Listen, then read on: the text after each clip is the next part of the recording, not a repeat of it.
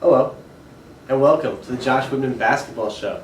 Today, as you can see, I'm riding solo, but it doesn't matter because I'll still bring you the charisma that two people can bring. So first off, we're starting off with college basketball. So the season is now in full swing after some early season tournaments, including the Maui Invitational, won by the Kansas Jayhawks, the Battle for Atlantis, won by the Syracuse Orangemen, and I forget what the name of the tournament was, but Duke beat Georgetown MSG.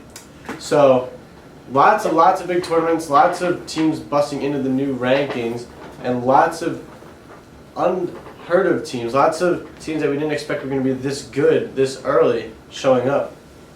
So, the top 10 for this week, we got the undefeated Michigan State Spartans. Michigan State, it's a great time to be in East Lansing because now they have the #1 team in the nation for basketball, and they're in the college football playoff. Great day, great time to be a Spartan. Next we got Rock Chalk Jayhawk, Kansas. They always seem to be good.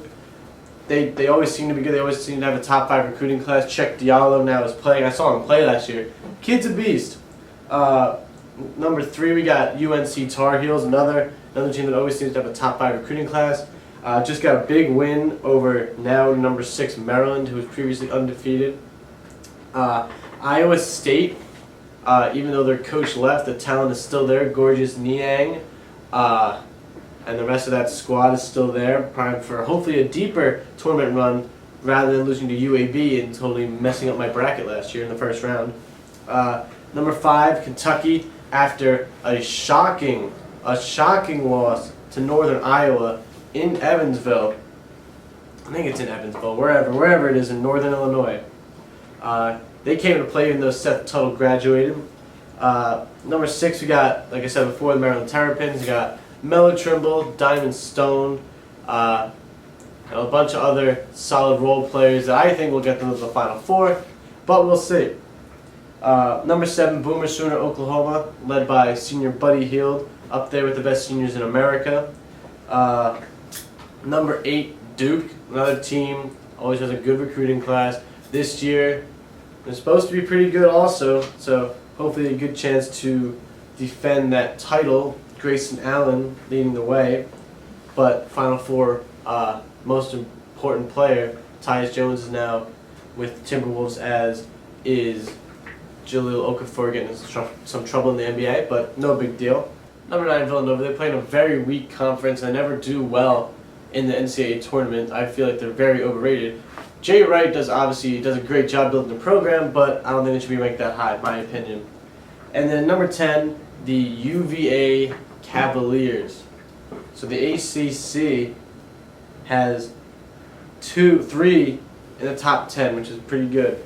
And the Big 10 has 2, Big 12 has 2, SEC, the one representative is Kentucky, the Big 12, oh no, we got 3 in the Big 12. We got Oklahoma, Kansas, and Iowa State. There you go. Syracuse and Texas A&M drop out of the weekly top 25 after being 14 and 18 respectively. Now transitioning to the National Basketball Association. My Cavaliers currently sit at 14 and 7. I'm not worried though, because they're not playing without Kyrie, they're not playing without Shumpert, and Timofey Mozgov is coming back off the injury, so I'm not worried. But the story in the NBA continues to be the Golden State Warriors, who are now 23 and 0.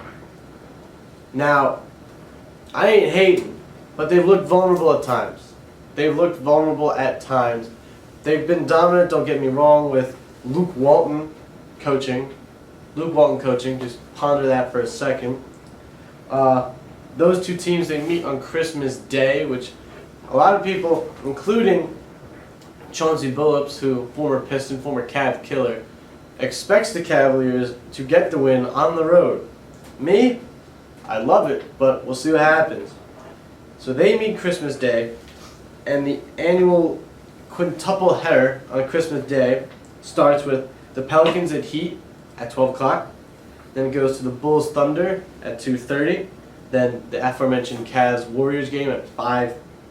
The Spurs take on the Rockets at 8, and then a Battle of LA where the Lakers will be the home team at 10:30. That about wraps this episode up of the Josh Whitman Basketball Show. We out!